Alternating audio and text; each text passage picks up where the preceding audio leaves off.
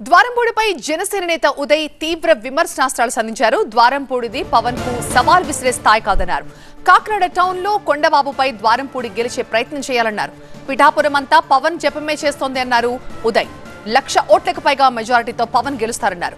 ఇక చలమలశెట్టి సునీల్ రాంగ్ పార్టీలో ఉన్న రైట్ పర్సన్ అన్నారు. ముద్రగడ కాపు ఉద్యమం ఎందుకు చేశారో తెలియదన్నారు. ఈ నెల 31న పిఠాపురంలో పవన్ వారాహి యాత్ర ఉంటుందని చెప్పారు ఉదయ్.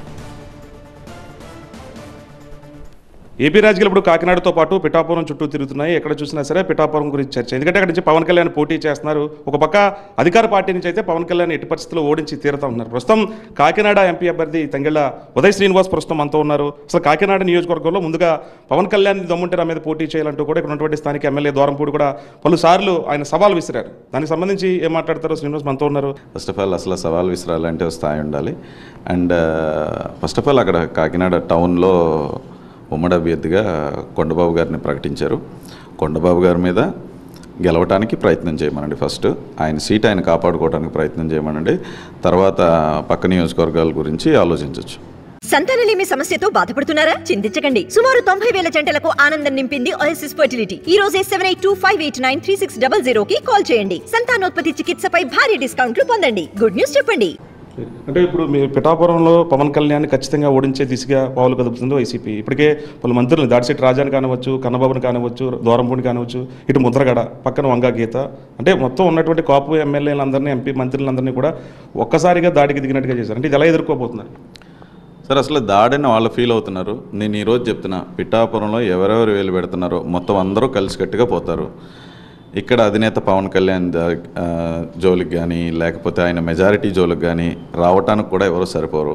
ఇక్కడ వాళ్ళు మిథున్ రెడ్డి గారు వస్తారో, ద్వారంపూడి చంద్రశేఖర్ రెడ్డి వస్తారో, లేకపోతే మన ముద్రగడ గారు వస్తారో, ఎవరు వచ్చినా సరే ఇక్కడ పిఠాపురం ప్రజలు ఏకతాటి మీద ఒకే నినాదం పవన్ కావాలి. అంటే ముద్రగడ పద్మనాభం చివరిదాకా సీట్ ఆశించారు. చివరి నిమిషంలో పవన్ కళ్యాణ్ నా ఇంటికి రాలేదనే నేను ఇలా వైసీపీలో చేరతానంటారు. అంటే ఆయన ఫలితాలు ఏమైనా ఉంటాయంటారు? గతంలో ఆయన ప్రతిపాడు కానీ పిఠాపురం కానీ ఎక్కువ ఓటింగ్, కాపు ఓటింగ్ ఉందంటారు, దాదాపుగా 90,000 పైచిలకు. ఈ ఎఫెక్ట్ ఏమైనా పడుతుంది? నా వయసులో నేను ఆయన ఇప్పటివరకు లాస్ట్ 3 ఎలక్షన్స్ నుంచి చూస్తున్నాను. 2009 నుంచి, అప్పటి నుంచి ఇప్పటివరకు ఆయన గెలిచినట్టు కూడా నాకు తెలియదు అసలు యాక్చువల్గా. అండ్ ఆయన చేసిన ఉద్యమం కూడా టీడీపీ ప్రభుత్వం ఉన్నప్పుడు వైసీపీని ప్రభుత్వంలో టీడీపీని గద్దదించడానికి చేసిన ఉద్యమం. తర్వాత వైసీపీ వచ్చిన తర్వాత ఆయన ఉద్యమం మానేశారు, లెటర్లు ఒకటే రాశారు. సో ఆయన చేసిన ఉద్యమం ఏంటి అనేది నాకు ఎగ్జాక్ట్లీ సరిగ్గా అసలు తెలియని కూడా తెలియదు. ఆయన వైసీపీకి ఉద్యమం చేశారా లేకపోతే కాపుకోవడానికి ఉద్యమం చేశారా అనేది తెలియదు. మళ్ళీ అప్పుడు ఎలక్షన్స్ రాగానే మళ్ళీ ఉద్యమం అంటున్నారు, అంతే. ఇప్పుడు వారాహి యాత్ర పిఠాపురంలో మొదలు కాబోతుంది. ఎప్పుడు మొదలు కాబోతుంది? ఎన్ని రోజులు పవన్ కళ్యాణ్ ఇక్కడ ఉండి ప్రజలు ఉండబోతుంది? పిఠాపురం అంటే పవన్ కళ్యాణ్ గారు ట్రిప్ వచ్చేసి ఇంకా ఫైనలైజ్ కాబోతుంది. యాక్చువల్లీ అప్రాక్సిమేట్ డేట్స్ వచ్చేసి 30, 31 అండ్ 1. అందులో 31 వచ్చేసి పిఠాపురం నుంచి వారాహి మొదలవుతుంది. ఇక్కడే కాకినాడగా మీరు ఎంపీగా పోటీ చేస్తున్నారు. ఇక్కడ ఉన్నటువంటి మొన్నటి వరకు ఒక మహిళ మాజీ మేయర్ సరోజ రాజీనామా చేశారు పార్టీకి.